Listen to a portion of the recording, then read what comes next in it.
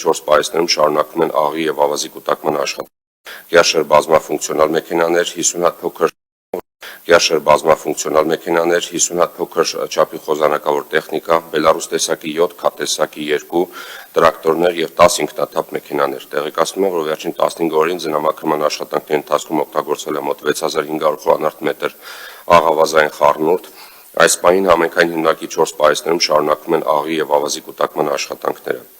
Նշեմ նաև, որ տոնական օրերին հաշվի առնելով գեներացվող աղբի ծավալի զգալի մեծացումը, օրական շահագործվող 43-44 աղբատար մեքենաների փոխարեն շահագործվել է 54 աղբատար մեքենաներ, իրականացնելու համար մայրաքաղաքում 11540 աղբամանների սպասարկումը ավելի ծանր ռեժիմով։ Այսքանը շնորհակալություն։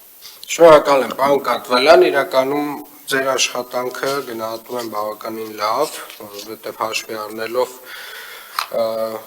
այն ռեժիմը, որով որ դուք աշխատել եք, ընդհանուր առմամբ առաջնային ճանապարհներին եւ երկրորդային ճանապարհներին մենք գրեթե խնդիր չենք ունեցել, կարելի ասել,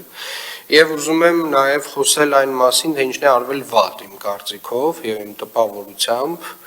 որը իհարկե վերջին շրջանում որոշակի աշխատանքներ, ինտենսիվ աշխատանքներ սկսել է արվել, բայց ցավոք սրտի պետք է արձանագրել, որ վարչական շրջանների մեր կատարած աշխատանքից ես դժգոհ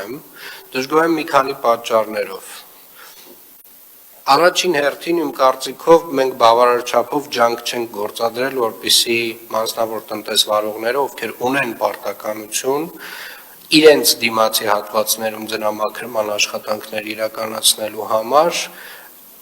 այդ աշխատանքների մասին տեղեկացված լինեն։ Ինչի չենք կատարել, ինչն է հիմքը, որ կարող եմ սա պնդել, որովհետև մենք ունենք վարչական շրջաններ, ովքեր որ բացարձակապես որևէ վարչական տուգանք այս հոդվածով չեն գրել այս շրջանը։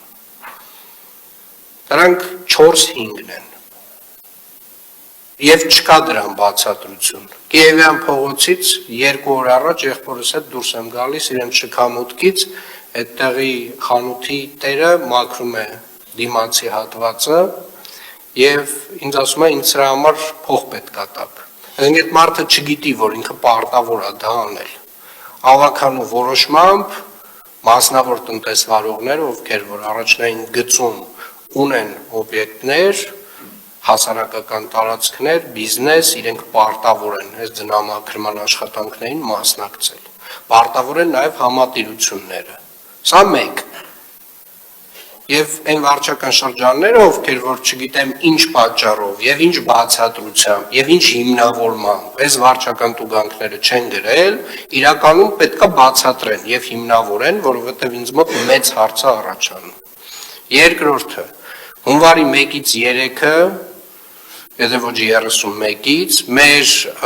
վարչական շրջաններին հատուկ մի 2 տարի առաջ քննարկեցինք, հատուկ աշխատակիցներ առանձնացրեցինք, որպեսզի վարչական շրջանները ունենան գործիք աղբահանության մաքրման հետ կապված աշխատանքները պատշաճ իրականացնելու եւ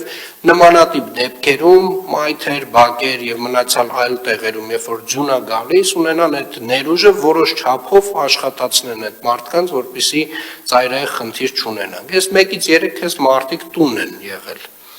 Նոր տարի էին անում։ Հասկանում եմ իհարկե, դա էլ է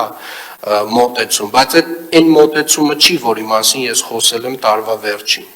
Ես հատուկ շեշտել եմ, հարգելի գործընկերներ, որ մենք ունենք ձյուն, դեռ